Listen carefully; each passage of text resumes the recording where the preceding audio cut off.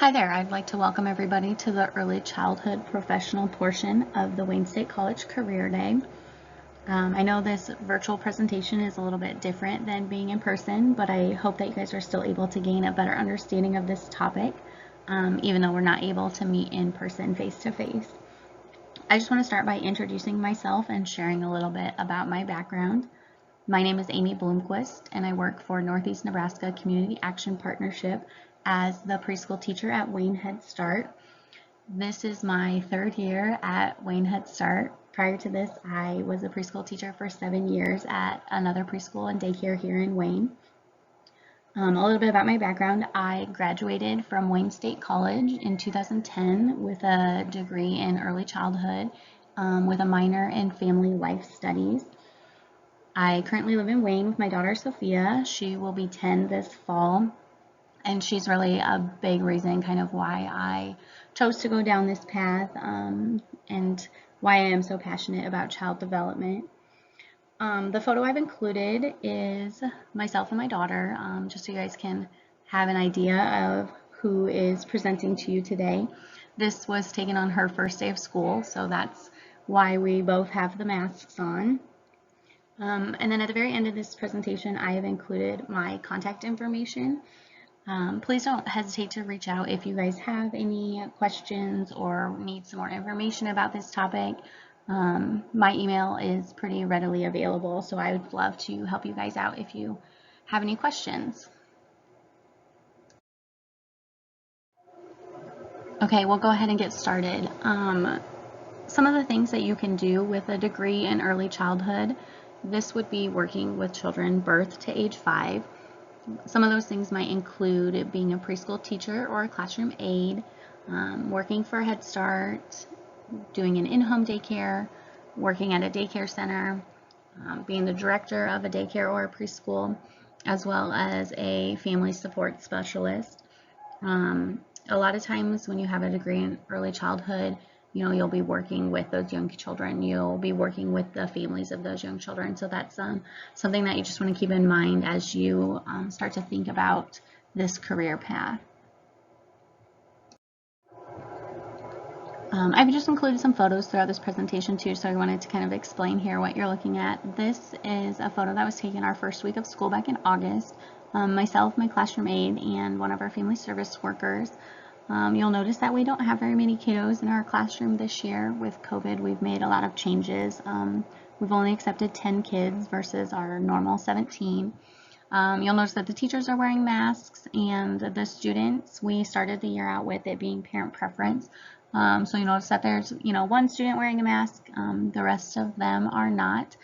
We have since moved into all of our students being required to wear masks or virtual learning from home. So now our days look a little bit different, but that was just taken from the first week of school.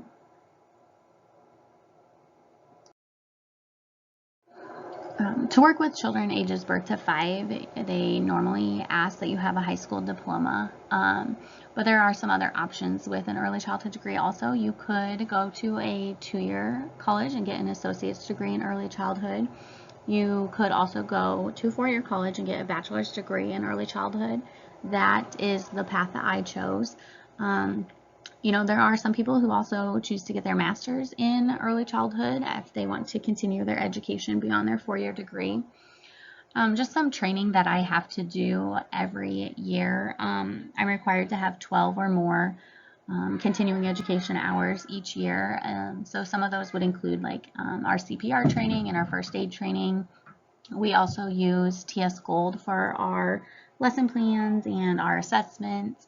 We do my teaching pyramid for just some framework in our classroom. So those are some extra trainings that I would attend every year.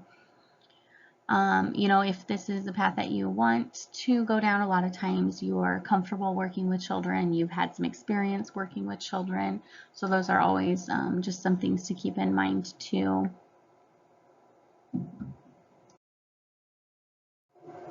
One of the other things they always want us to touch base on is kind of how much money does one person make in the field of choice that they are working in. With early childhood professionals, A lot of us go into it knowing that we are not going to be the most highly paid positions out there. A lot of us go into it because of our passion for child development, our passion for young children.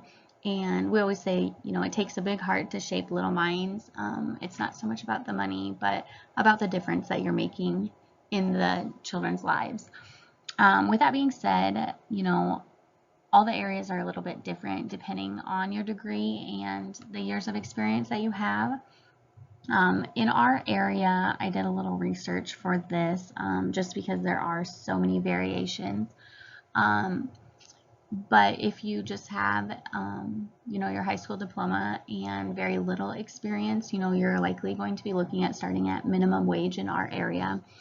Benefits will vary from program to program. A lot of the home daycares or private daycare centers probably are not going to be able to offer their staff any benefits, where the agency that I'm at, we do offer our staff benefits like health insurance and dental insurance and 401k, along with paid holidays and paid time off. Teacher aides in our area, it looks like they are making anywhere from $10 to $14 an hour. Head teachers in our area appear to be making $13 to $21 an hour, and then your directors or your specialists are going to probably be making more than that.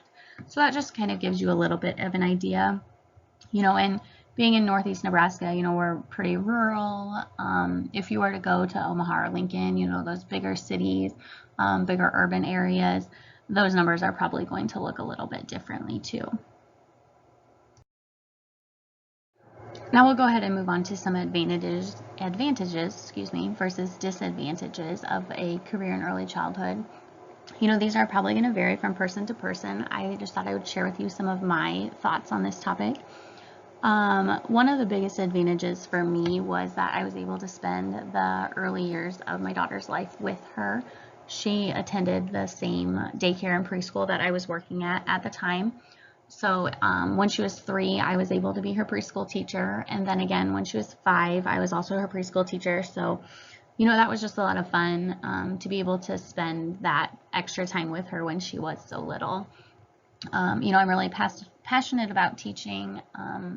I have a lot of fun in the job that I have. And so to me, that's just an advantage that I get to, wake up and go to the job that I love every single day. One advantage is that, you're not working nights or weekends. My job right now is Monday through Thursday, 7 to 4, and Fridays, 8 to 12. So it's really great that when Sophia gets out of school at 3:30, we're both getting home around the same time, and then we have all evening and night to hang out and do some other things together. It's really great to know that you're making a difference in these kids' lives. You're improving their lives, you're getting them ready for kindergarten, you're teaching them a lot of those skills that they're going to need to be successful throughout their whole life. The kiddos are always ready for a hug and a smile. We have a lot of laughter at my job. And so, that just having a positive environment like that really just makes you a more positive person. When Sophia was really little, one advantage was really great that because I knew a lot about child development, I feel like that gave me a little bit more knowledge when I became a parent and when my niece was born. So, just having that background gives you a little bit more knowledge in those areas. And then, there's just always something new to learn and try in your classroom. None of our days are the same. They're all a little bit differently. So that just makes it a lot of fun too. We'll go ahead and move over to some of the disadvantages of a career in early childhood. They don't always include benefits with the position that you're in. We all know that it's not the most high paid positions, so if you're, looking to make a lot of money in your life, this is probably not the path that you want to take. Sometimes it can be a stressful environment. You might be taking work home with you. I say we don't work nights and we don't work weekends, but just sometimes, completing those lesson plans and maybe the stress of your day, goes home with you in the evening time too. Our kiddos, they have high energy all day long. So sometimes you might have little energy when you get home. I know when Sophia was probably about 18 months to 2, that was just kind of a really hard time for us because my 3-year-olds, I had 20 or so of them in my classroom all day long, and they got the best of me. They got my patience, they got my time, they got my energy, and then by the time I would get home with Sophia, I'd kind of used all of that up. So I didn't have a whole lot left over to give to her. And when you're 18 months, 24 months, they're pretty rambunctious and they like to go, go, go. So that was kind of a little bit of a challenge for us at that time. But, just one of those things that you have to work through, especially if you're doing something that you love. One of the other disadvantages that sometimes can come up is dealing with challenging behaviors. We all know that sometimes kids do have challenging behaviors, and finding a way to work through those behaviors can sometimes be a challenge, in itself. And it's not always easy when you're working with those students. You might have to try several different things. They really might wear on your patience a little bit more.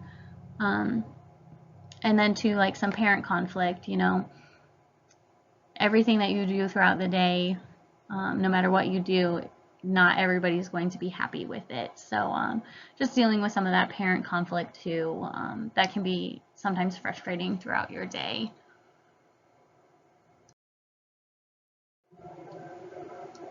Okay, we'll go ahead and move on to some characteristics of early childhood professionals. Usually when we do this presentation in person, I will have this slide completely blank, and then I will go ahead and let you guys go ahead and throw some answers out, which, being sophomores in high school, I usually don't get too many eager responses. It's not like working in my classroom with my 3, 4, and 5-year-olds. They're always very eager to talk and share their answers. So you guys kind of already have all of the words up there too, but I just encourage you to take a minute right now and think about the characteristics that you think of when you think of an early childhood professional, and then just kind of think about yourself too, like, do you have any of these characteristics, or maybe which are your strongest characteristics? You might think of some that aren't listed on this slide. The biggest one that comes to mind when people talk about early childhood teachers is patience. And that pretty much hits the nail on the head.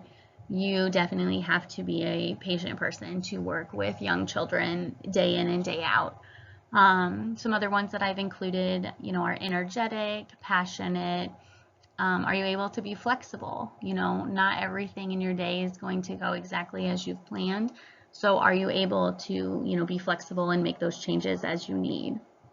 How calm are you? Are you able to remain calm in some of those stressful situations, when the kids are really not listening or not wanting to participate in what it is that you're doing? Active listening, that's a great skill to have when you are going to be listening to these little kids, day in and day out, really being at their level and hearing what it is that they want to share with you. And then being organized and having good time management skills. The position that I'm in, we have to complete our lesson plans every week. We send out a newsletter every week. And then just making sure, that your materials and your supplies are ready, as well as all of your paperwork. We do several assessments with our kids. We do a lot of work with our families. And so just making sure that you're using your time wisely to make sure that you're getting all of those necessary things done. Creativity is always a fun one too, just doing some different fun things with your kiddos, and just exploring different ways to help them grow in their learning. Being adaptable, being reliable, responsible, dedicated, loving, being able to communicate, being compassionate, as well as being a leader. Those are just some words that come to my mind when I think of different characteristics of an early childhood professional. And, like I said, you might think of some other ones too that aren't included on this list. That's just kind of some words that came to my mind.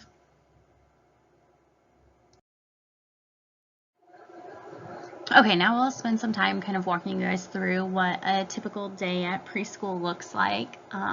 Normally in person, this slide would come up and I would click on some of those YouTube links and make everybody stand up and sing just a goofy, silly song with us. I think the first link is a link to Baby Shark. The second link, I think, is the learning station, Shake Your Sillies Out. And then the third link is Get Your Body Moving with Coco Kangaroo. And so the reason that I always do this during our presentation is just to kind of get you guys out of your comfort zone a little bit. I know that, when you're 15, 16 years old, it's not very cool to stand up in a room full of people that you don't really know and, shake your sillies out. But I do this every year just to kind of show you guys that when you're working with, kids birth to age 5, it's really important that they see you doing the things that you're asking them to do.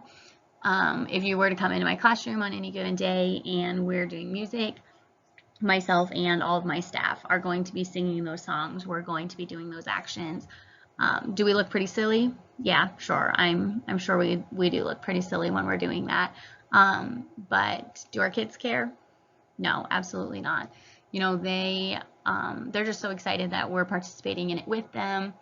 And I kind of always tell the kids too, if I stand at the front of my circle rug and this song, Shake Your Sillies Out, is playing, if I'm standing there with my arms crossed and I'm looking like I'm really bored, I don't want to participate, do you really think that any of my kids are going to want to participate in that music song on the circle rug?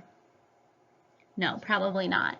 They're really watching you and trying to do the things that you're doing. So if I'm acting like I'm not engaged, my kiddos are not going to be engaged as well.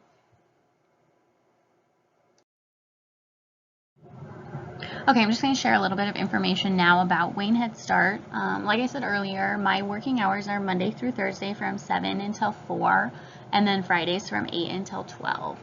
We have kiddos in the building Monday through Thursday from 8 until 2. Normally we would have students from 8 until 3, but with COVID we are ending our day 1 hour earlier. And then Fridays are working days for our staff. A lot of times we spend Fridays doing classroom prep, lesson plans, assessments, just getting our classroom environment ready. And then we also have trainings for continuing educational hours. So we complete those on Fridays. We normally have parent-teacher conferences and such on Fridays as well. In our program, we have one teacher, which would be myself. I have 2 classroom aides, a family service worker, a bilingual substitute aide, as well as an area manager. We do have quite a few bilingual students in our classroom, so that's why it's very important for us to have a bilingual sub or an aide to kind of help us work with those families and those students who are dual language learners. Our program serves low-income families in our area. We currently have 10 children in our class. Pre-COVID, we would have 17 students in our classroom, but this year things are a little bit different. NENCAP serves 14 counties in our area, and so Wayne Head Start is just one of the Head Starts in our 14 county area. So there are several other ones close by too. Our program at Wayne Head Start focuses a lot on social emotional development. We do focus on school readiness goals, like the math and the literacy, but a big focus during our day is the social and emotional skills. Are these kids able to share and take turns? Are they able to work together to solve a problem? Do they have those basic skills of eating and drinking and toileting and dressing? We're really kind of setting them up to be successful in life, not just successful in kindergarten. And then one thing that makes our program kind of unique also is that we work with the whole family as learners. So that's why we have our family service worker. She really puts a lot of her focus on working with our families. Do they have the resources that they need to be successful? Do they have food to be able to put on their table? Are they able to pay the bills that they have? Are they able to, have adequate transportation to get to and from school? And then too, just like some learning opportunities for our families, if there's something that they're interested in learning more about. One of the things that we also do in our program that I didn't include on our PowerPoint is that we have family engagements. Pre-COVID, this would look like inviting our families to come into our program, into our classroom, once a month or so, and just doing a fun activity.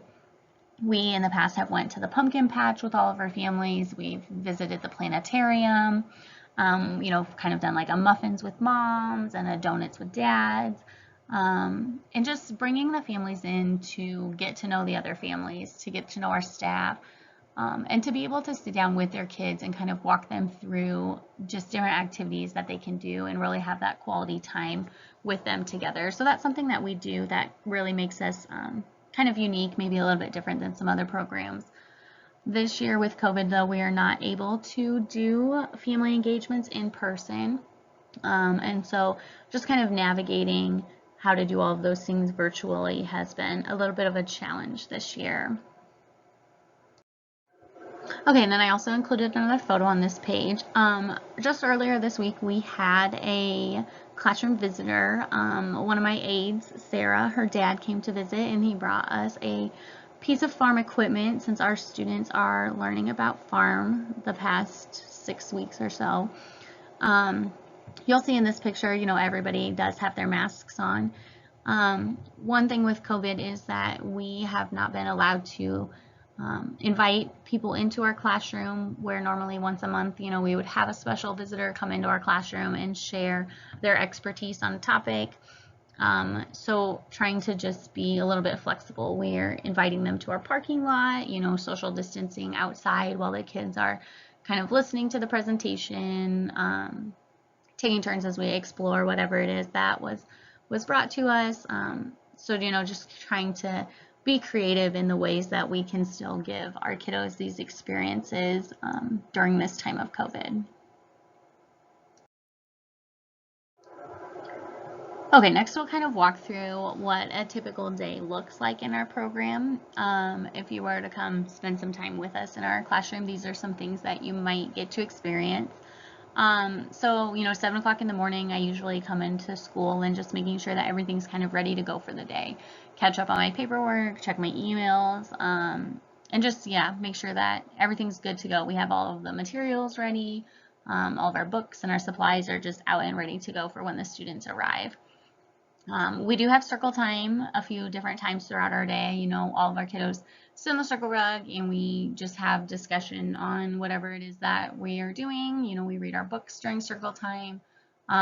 We go over our classroom rules and expectations, talk about our attendance chart, maybe check the weather, and just do all kind of those, housekeeping items in the morning at circle time.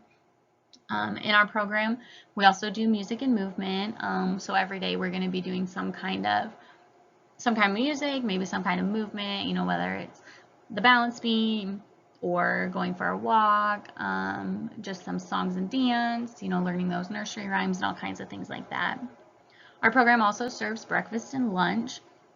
Most years, we would do breakfast, lunch, and snack. With COVID this year and our day ending an hour earlier, we are sending snack home with our kids. So the meal times that they get at preschool are breakfast and lunch. And those are just some really important parts of our day too, because not all kiddos, are getting the adequate nutrients that they need in their diet at home. We also read a lot of books at preschool. We do small group activities. We do large group activities. Our large group activities are a little bit different this year with COVID. We're doing a lot more social distancing, so we're not able to, maybe pass around items during a game like we normally would. So just trying to be creative with things like that.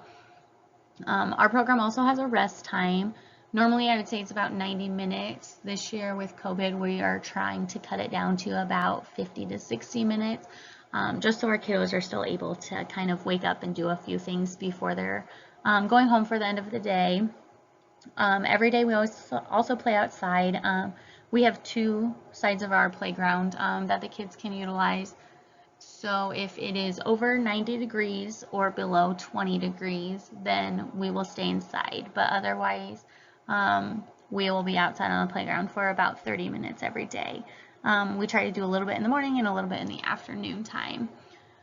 And then, once the kiddos all leave, we just do the end of the day, clean up, check our emails again, making sure that everything's kind of picked up and put away and then ready to go for the following day. This year preschool looks a little bit, maybe a lot different, with some changes that we've had to make due to COVID. So I just kind of wanted to bring attention to some of those things that we've had to adjust this year that maybe we don't normally do on a year-to-year basis. So like I said earlier, our preschool day is ending 1 hour earlier, and this would be so that the staff and the teachers can do, the extra cleaning and the sanitizing that needs to be done to keep our program, free of a lot of those extra germs. All of our staff and our students are wearing masks. Our families do have the option that if they don't want to wear a mask, they can do virtual learning from home. So what that looks like is myself as a teacher sending home activities for them to do at the beginning of every week, and then just kind of touching base with them on a day-to-day basis to see how things are going, checking in to see what else they are needing.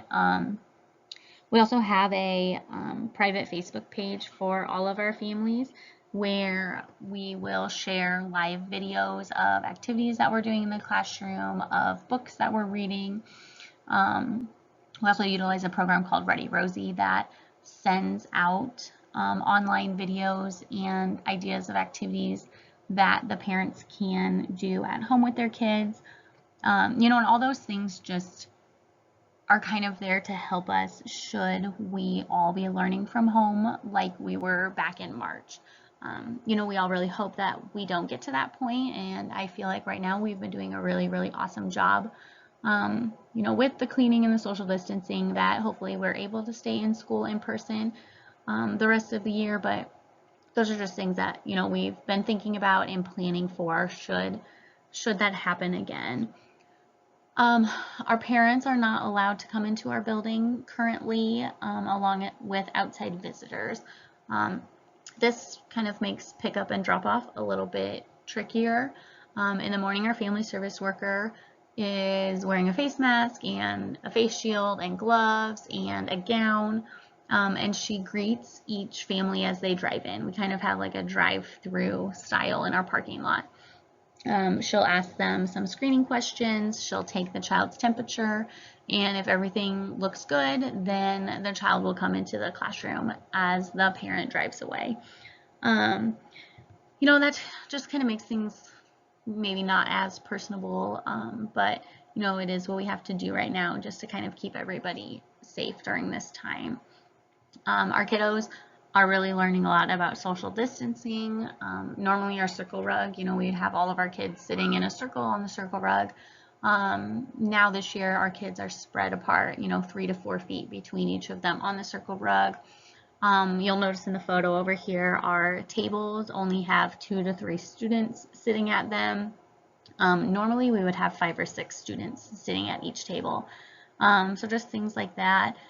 We're doing a lot more hand washing, a lot more sanitizing, and then just doing some more outdoor activities too to try to have more space for that social distancing. Okay, just a few more things to remember should you want to go down this path of a career in early childhood. Children watch, listen, and model everything that you do. So just being a good role model for them. The words that come out of your mouth are going to be the words that are coming out of their mouths. You have to be able to get down at their level. Most of my day is spent sitting on the floor with my kids or sitting in a little child-sized chair. they really learn best when you are at the same level that they're at. Just like our music that we talked about, it's okay to be silly. If you want them to do something, you might have to do it for them first. And then just use your resources. We do a lot of, Pinterest activities in our classroom. We don't usually do them for like small group, but just as like some extras, as some activities that they can choose to do during center time.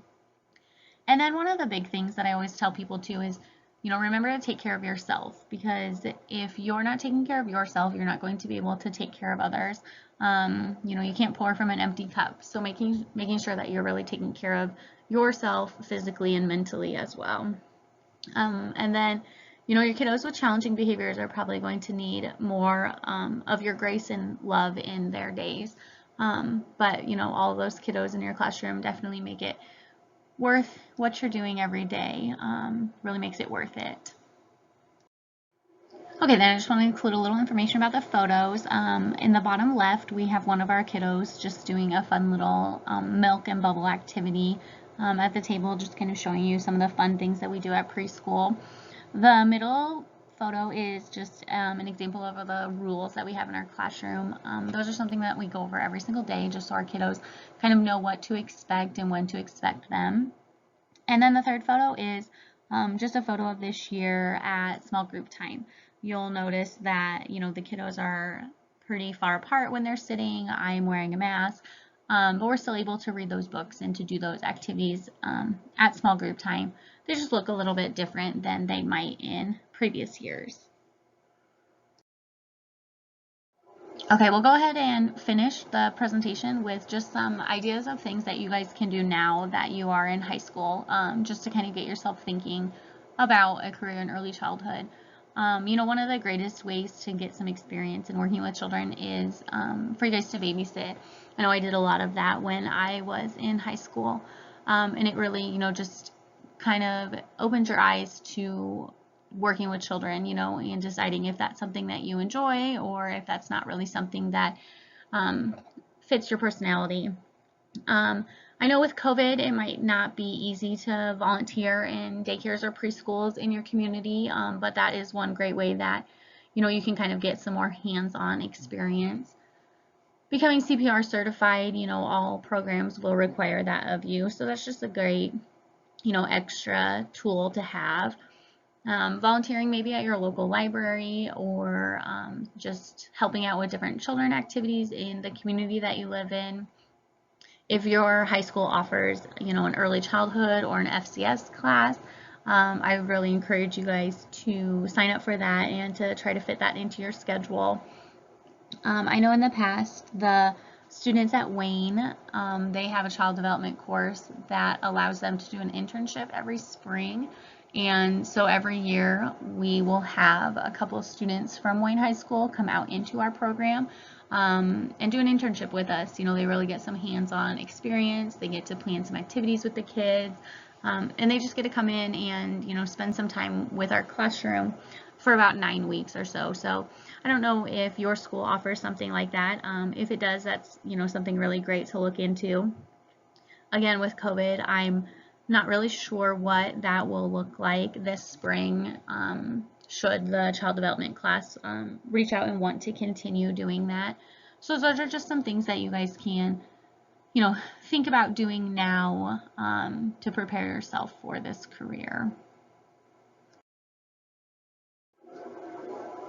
Okay, this concludes the virtual presentation for the Wayne State College Career Day Early Childhood Professional. I hope you guys were able to, get some information from this, maybe take home something to think about. I have included my contact information. Again, my name is Amy Bloomquist. I am the preschool teacher at Wayne Head Start, and I've included our phone number as well as my email address.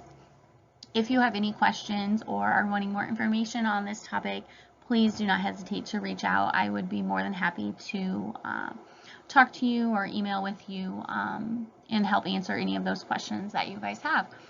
So I hope you guys have a great rest of your day and a good rest of your school year.